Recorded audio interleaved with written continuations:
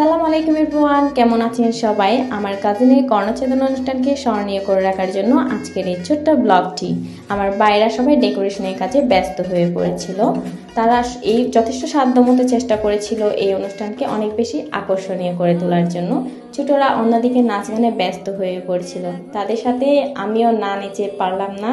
আসলে এত আনন্দের মুহূর্তগুলো কখনো ফিরে পাবো কিনা জানি না। একসাথে যখন হয়েছে আনন্দ করতেই হবে, তাই না? আম্মু এবং চাচি আম্মুরা এদিকে অন্যদিকে রান্না বান্নার কাজে ব্যস্ত হয়ে পড়েছিল। আমি যথেষ্ট সাধ্যমতো ট্রাই করেছিলাম তাদেরকে হেল্প করার জন্য। মাটির চুলা জ্বালাতে অনেক বেশি কষ্ট, তাই আমি অনেক বেশি হেল্প করেছিলাম এতে চাচি আম্মুকে। অন্যদিকে আম্মু বিরিয়ানি করার জন্য মশলা সব যা যা লাগে সব কিছু এক জায়গায় করে রান্না বান্নার কাজ শুরু করে দিয়েছে। এবং চাচি আম্মু চিকেন রান্না করেছিল এবং ডিম তো থাকবেই, ডিম সালাদ এগুলো না থাকলে তো বিরিয়ানি জমবেই না।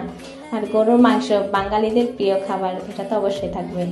এখন চলে এসেছে সেই যাকে ঘিরে এই অনুষ্ঠানটা।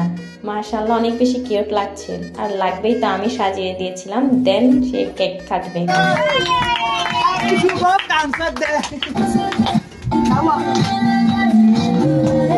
সাথে তো নাচ গান অবশ্যই থাকবে।